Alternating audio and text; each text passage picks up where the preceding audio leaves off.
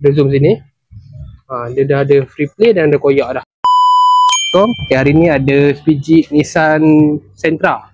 Kereta ni masalah dia, owner komplain bila tekan minyak, bila laju je tayar depan tu rasa macam ada gelong lah. So bila kami check, masalah dia pada lower arm dia lah. Ini lower arm dia. Masalah dia pada bush lah sini.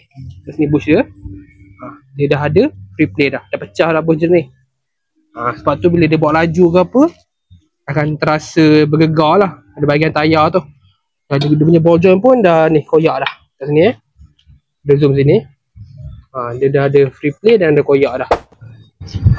Kita akan gantikan dengan low arm baru lah.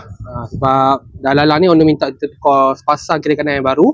So perbezaan tu tengok sini bush pada bahagian sini memang fit lah. Takkan bergerak langsung lah. Juga bojol dia memang fit. Keras lagi ni. So siapa-siapa ada masalah macam kata Nissan ni, check bahagian suspension ke apa, boleh datang ke kedai kami, kedai TVZ.